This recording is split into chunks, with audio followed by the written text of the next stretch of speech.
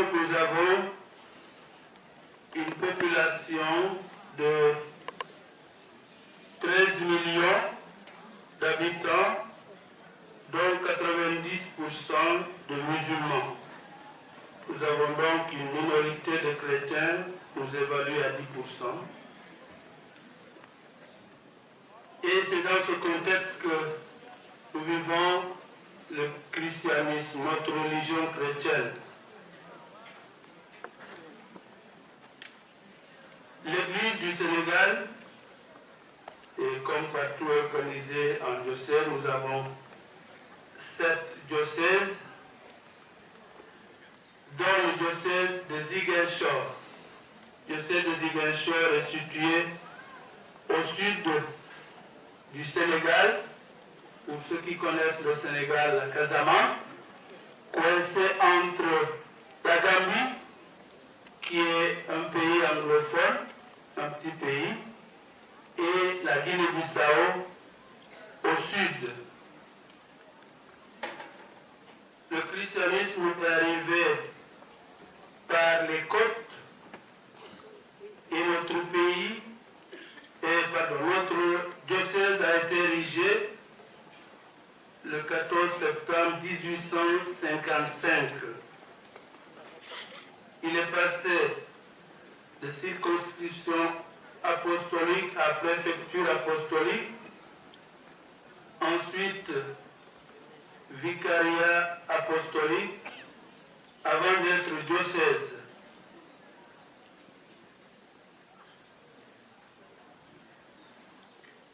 Et il couvrait l'ensemble de la Casamance, la région de la Casamance, jusqu'en 2000, où il a été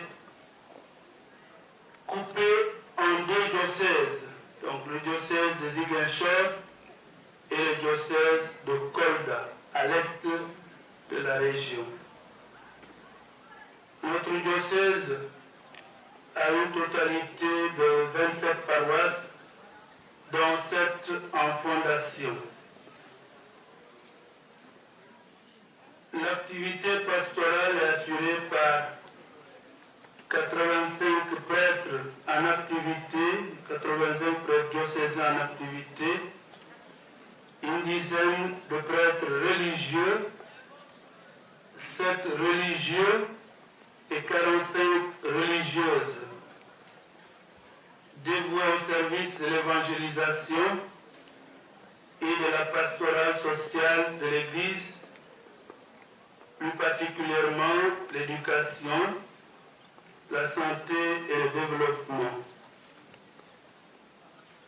Nous comptons également 30 séminaristes en formation dans nos différents grands séminaires.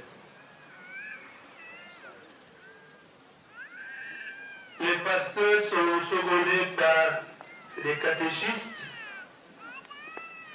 qui servent d'auxiliaires dans des communautés de base. Ils sont au nombre de 650 pour notre diocèse.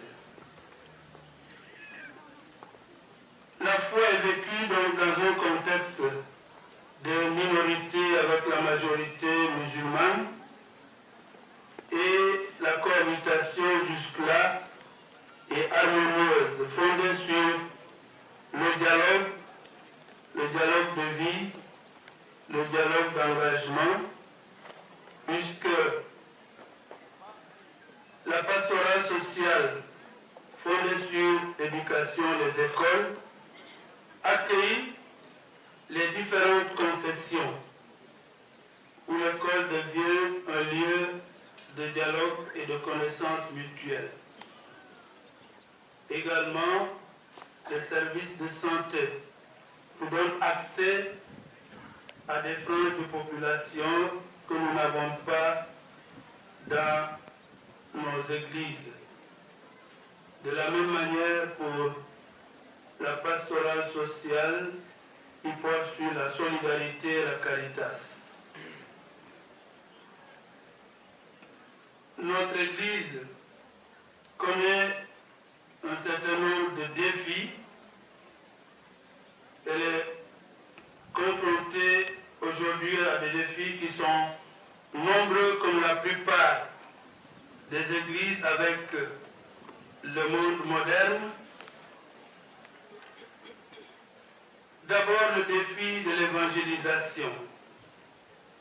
La population dans notre région est de 757 606 habitants,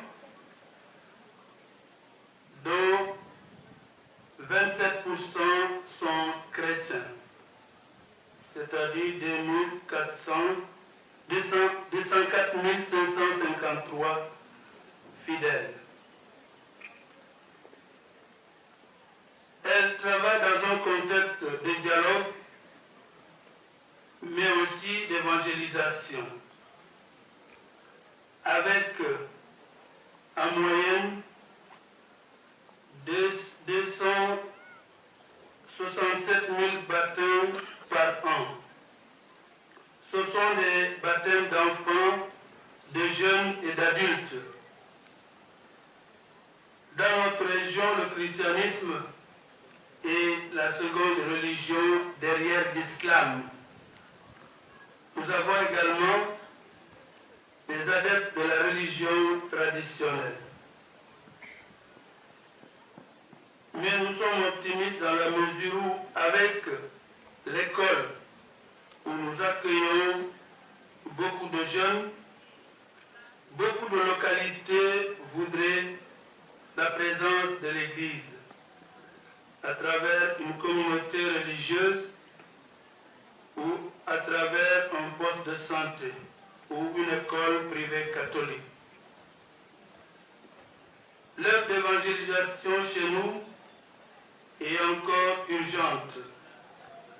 Elle doit se réaliser de manière différente selon la diversité des situations de chaque lieu particulier. Il y a la mission adjointe, certes,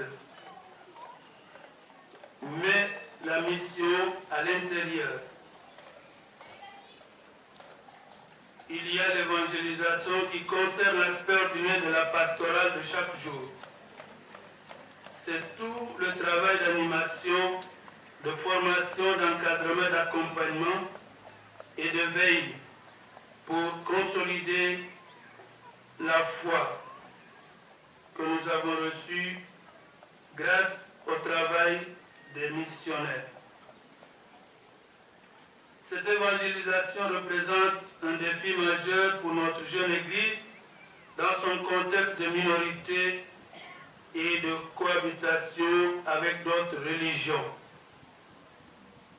Je crois que on peut parler de chance pour nous d'avoir l'islam, qui n'est pas un islam violent, mais qui nous sert d'aiguillon et de motivation pour prouver et vivre notre foi.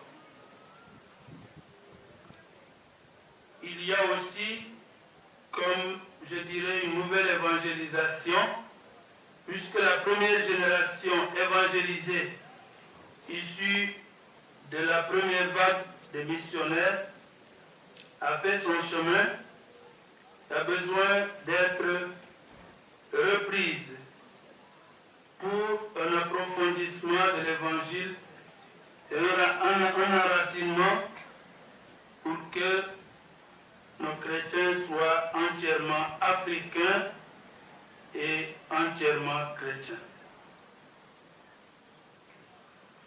Cette nouvelle évangélisation est aussi urgente que les autres chez nous, quand on sait que bon nombre de chrétiens de nos villes et de nos villages sont envahis par un certain syncrétisme. L'adéquation foi et culture n'est pas toujours bien assumée et cela donne place à des croyances et à des pratiques dont la compatibilité avec l'Évangile reste à prouver. Autre défi, c'est le défi de l'organisation de nos jeunes églises. Beaucoup de morts dont souffre notre diocèse de Ziguinchor à l'instar de beaucoup de diocèses en Afrique, provient d'un problème d'organisation. Au niveau économique, les potentialités sont énormes, mais elles sont insuffisamment exploitées. Au niveau du personnel, certes, nous en avons encore, mais il faut les former, mieux les former pour qu'ils donnent la pleine mesure de leur capacité et puissent permettre à notre Église d'être elle-même par une formation continue, par une planification opérationnelle et par une bonne gestion, une valorisation de toutes les compétences. Nous sommes peut-être restés encore à une organisation de style traditionnel. Aujourd'hui, il est important d'évoluer vers une organisation nouvelle, tirée des outils de planification. Autre défi, c'est la promotion des laïcs. Il y a comme un risque permanent d'une organisation trop fondée sur le clergé, qui ne laisse pas toujours une place aux laïcs dans nos églises. Parce que soit les laïcs sont trop timides, ou soit parce que les prêtres font tout le travail. Il est urgent, à mon avis, de reconnaître et de promouvoir des ministères de laïcs, les grâces et les compétences propres aux laïcs, de telle sorte que tout le monde, à sa façon, et dans l'unité et la communion, apporte sa participation à l'œuvre commune d'évangélisation et de promotion. Suivant la vision du Concile Vatican II, et nous avons un potentiel de laïcs pas bien formés qu'il faut former dans notre diocèse. Un autre défi pour notre Église, c'est le défi économique, pour donner à notre Église les moyens de son ministère et de son apostolat. Notre diocèse a la chance d'être dans une région qui regorge de potentialités agricoles, touristiques, halieutiques, forestières et une bonne pluviométrie. Et comme diocèse, il dispose également d'importantes propriétés foncières qui peuvent être mises en valeur pour soutenir l'action pastorale du clergé et des fidèles. Nous travaillons à l'autonomie financière de notre Église. Cependant, on est bien loin du compte car notre diocèse connaît une situation financière difficile. Nos moyens de l'apostolat et du ministère proviennent essentiellement, certes du denier de culte, mais aussi de la subvention de Rome qui nous aide. Nous avons le droit des unités de production qui sont victimes d'un certain marasme économique suite à la situation sociopolitique de notre région. Notre région est en proie à une rébellion depuis bientôt 31 ans et nous ne connaissons pas encore le bout du tunnel. Nous y travaillons. la participation des fidèles laïcs à la vie économique du diocèse a besoin aussi d'être mieux organisée.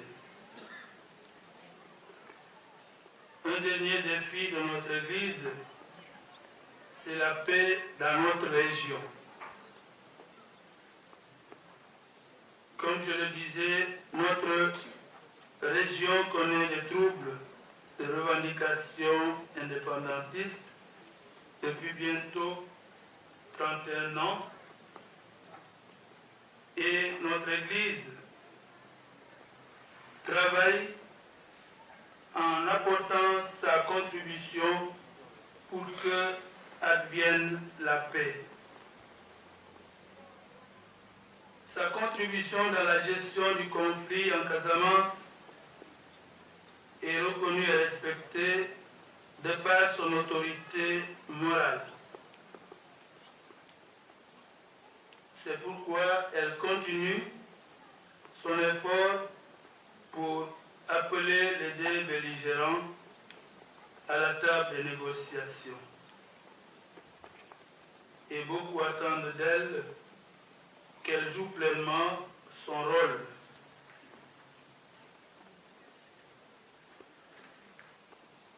Tout ceci prend judicieusement en compte, pris judicieusement en compte par des plans d'action que nous nous sommes donnés à la suite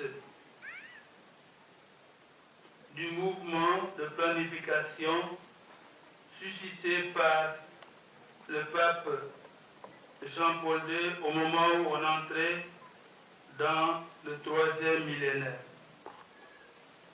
Les différents plans pastoraux qui ont été vécus successivement jusqu'en 2013 ont enregistré des résultats satisfaisants qui nous permettent aujourd'hui d'aborder l'avenir avec optimisme. Nous avons besoin du concours de tous et de la prière de tous. Merci pour votre aimable attention.